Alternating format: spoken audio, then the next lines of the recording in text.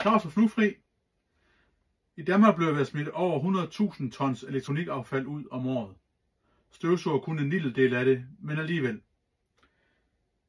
Der bliver smidt rigtig mange støvsuger ud, fordi de ikke kan starte, eller fordi de går ud, mens man er i gang med at støvsuge. Det er en lille smule fjollet, fordi i mange af tilfældene er det faktisk bare en lille ting, der er skyld i, at den ikke virker. Det kan være ganske simpelt et lille handstik her, der er knækket, som man kan skifte, eller man kan sætte en helt ny ledning på. Hvis den går ud undervejs, så er det så garanteret, fordi den bliver for varm. Så kan det godt være så et HEPA-filter her, der skal skiftes. Så kan den køre igen.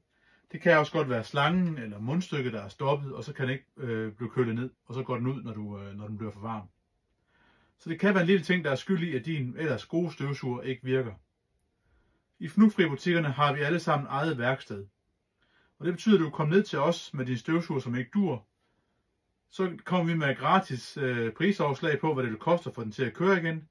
Og når du har den pris, så kan du vurdere, om det kan svare sig at reparere den gamle, eller om der skal en ny til. Men en god støvsuger fra før 2014 har som regel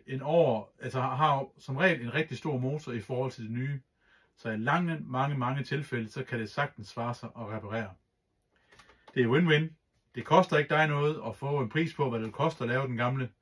Det kan være, at det koster 100 kroner, så er du kørende i 5 år. Det kan man altså ikke gøre ret meget billigere. Men det er også godt for miljøet, så vi ikke bare køber og smider ud hele tiden, men faktisk får nogle af de gode gamle maskiner til at køre i mange flere år. Så kig ned i Fnugfri, så får vi et bud på, hvad det koster at lave din støvsuger, og så tager vi en snak derfra.